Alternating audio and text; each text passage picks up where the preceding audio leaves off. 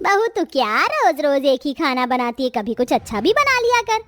माँ जी, अभी 2 दिन पहले ही तो चीकू के कहने पर मैंने पास्ता बनाए थे। आप तो जानती है ना कि अशोक जी की इतनी कमाई नहीं है कि हम रोज रोज कुछ अच्छा खा सकें। अरे मैं तो बार बार अशोक को कहती हूँ कोई दूसरी कंपनी देख ले, इतने कम पैसों में घर का गुजारा नहीं चल पाता। अब अच्छा खाना तो तभी नसीब हो पाएगा। सुमित्रा की बातें सुनकर निशा को बहुत बुरा लगता है। शाम को अशोक कुछ हरी सब्जियां और फल, काजू, बादाम लेकर आता है। इतना सारा खाने का सामान देखकर निशा बहुत हैरान होती है और अशोक से कहती है, अरे आप ये काजू, बादाम, फल, पनीर, इतना सारा खाने का सामान अचानक से क्यों लेकर आ गए? आपने मुझे कुछ बताया भी नहीं। हाँ निशा, क्योंकि परसों बुआ जी और उनकी बेटी दामाद हमारे घर आ रहे हैं और बुआ ने मुझे फोन करके स्पेशली बोला है इन सब के लिए, क्योंकि उनके बेटी दामाद पहली बार हमारे घर आ रहे हैं। हे भगवान, इस पुष्पा की बच्ची को हर साल बारिश में ही आना होता है क्या? अरे आज ही मैंने न्यूज़ देखा कि कल से हमारे गांव में भी बारिश होनी शुरू हो जाएगी। अरे आ रही थी तो अकेले आती, बेटी दामाद को साथ लाने की क्या जरूरत थी? जब भी आती पलटन के साथ आती है। माँ जी, बारिश में बिन बुलाए मेहमान ऐसे ही होते हैं। बुआ जी के घर आने की बात सुनकर पूरा परिवार मानो जैसे सदमे में था, क्योंकि उनकी आर्थिक स्थिति कुछ सही नहीं चल रही थी और ऊपर से बारिश का मौसम भी शुरू हो जाता है। देखते ही देखते 2 दिन बीत जाते हैं और तेज बारिश होने लगती है और इस बारिश में पुष्पा अशोक को फोन करती है। अरे अशोक बेटा, हम स्टेशन पर खड़े हैं, यहाँ बारिश बहुत तेज हो रही है, तू अब तक हमें लेने नहीं आया। वो बुआ जी, मैं बस आपको लेने के लिए घर से निकल ही रहा था, पर तभी बारिश हो गई और हमारे पास छाता नहीं है। अगर मैं रोड तक जाता तो गीला हो जाता, इसलिए मैं बारिश के रुकने का इंतजार कर रहा हूँ। जैसी बारिश रुकेगी मैं आपको और दीदी जीजाजी को लेने के लिए स्टेशन पर आ जाऊंगा। अशोक बेटा, अगर बारिश नहीं रुकेगी तो क्या तू हमें लेने नहीं आएगा? नहीं बुआ जी, ऐसा नहीं है, मैं बस निकल रहा हूँ, आप मेरा इंतजार कीजिएगा। अशोक इतना बोलकर बारिश में भीगते हुए अपनी बुआ, बहन और उसके पति को लेने के लिए स्टेशन पहुंचता है और उन्हें बारिश में ही घर लेकर आता है। घर आते ही पुष्पा की बेटी नेहा अपनी भाभी से कहती है, भाभी आप कितनी गंदी जगह रहती हो, जब किराए के घर पर ही रहना है तो कहीं अच्छी जगह घर ले लो ना। देखो मैं पूरी तरह से भीग गई और रोड पर भी इतना पानी था कि कुछ पूछो मत। वैसे निशा बहू, हमारा चीकू की तरह नजर नहीं आ रहा।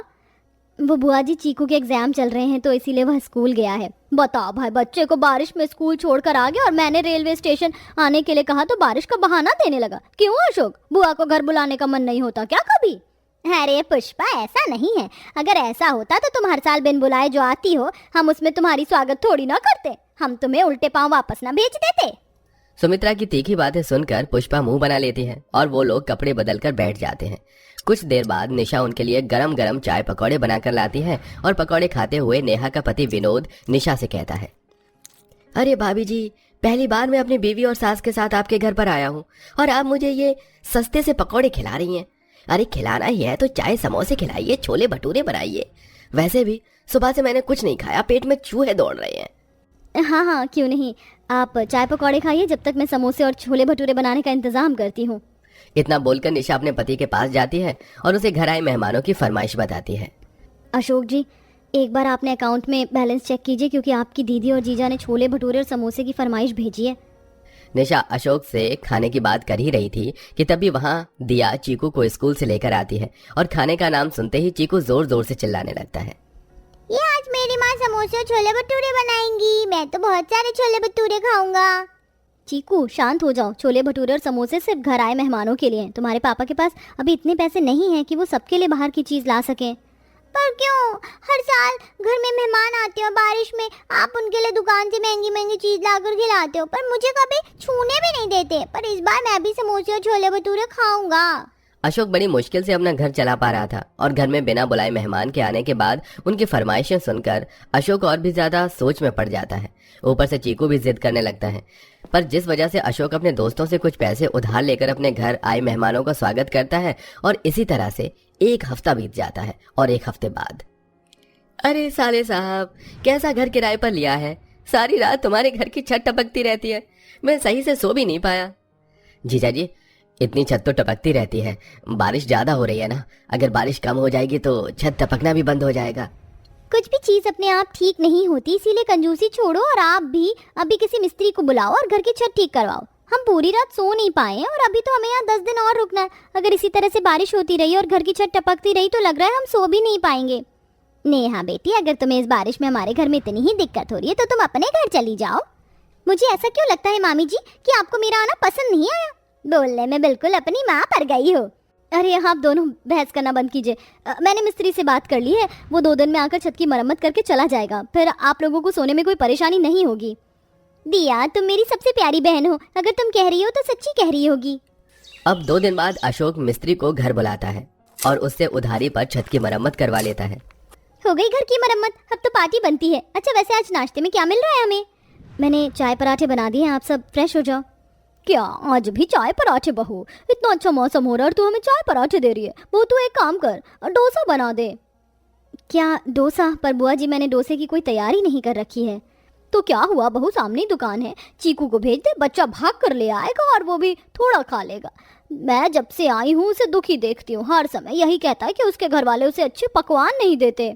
समय के साथ धीरे धीरे अब पुष्पा की डिमांड भी बढ़ती जा रही थी, जिस वजह से अशोक बार बार अपने दोस्तों से कर्ज लिए जा रहा था। अब वो कर्ज में इतना ज्यादा डूब चुका था कि उसके दोस्त उसे बार बार फोन करने लगे थे। यार बारिश का मौसम है, सब चीज बहुत महंगी हो गई है, अब तो ऑफिस जाना भी नहीं हो पा रहा है, इस महीने की सैलरी भी मेरी कट कर आई है। भाई अब तो पैसे दे दे, मुझे पैसों की बहुत जरूरत है। भाई मेरे घर अभी मेहमान आए हुए हैं, पर मैं जल्दी तेरे पैसे लौटा दूंगा। यार मैं पिछले 10 दिनों से यही सुन रहा हूँ, तेरे बिन बुलाए मेहमानों की वजह से न सिर्फ मुझे दिक्कत हो रही है बल्कि हमें परेशानी भी हो रही है। इतना बोलकर अशोक का दोस्त फोन रख देता है, जिस वजह से अशोक बहुत परेशान हो जाता है। अशोक को परेशान होता देख निशा, दिया और सुमित्रा उसे हौसला देती हैं और साथ ही साथ अपने घर से बिन बुलाए मेहमानों को भगाने का रास्ता भी निकालती हैं। माँ ये लोग तो जाने का नाम ही नहीं ले रहे, अब हमें कुछ करना होगा। उनकी वजह से हम कर्ज में डूब चुके हैं, घर नीचे होने की वजह से अब घर में बारिश का पानी आने लगा है, 2 महीने से घर का किराया नहीं गया, चीकू की स्कूल की फीस नहीं गई। अब तो मैं भी इनसे परेशान आ गई हूँ, इसलिए मैंने सोचा कि अशोक जी आप अपने दोस्तों को घर बुला लो, जब वो हमारी इंसल्ट करेंगे उनके सामने तो क्या पता ये बेशर्म बिन बुलाए मेहमान वापस चले जाएं। बाहू बिल्कुल सही कह रही है अशोक बेटा, तू अपने दोस्त को फोन कर और बोल कि वो बारिश में इसी वक्त यहाँ आए।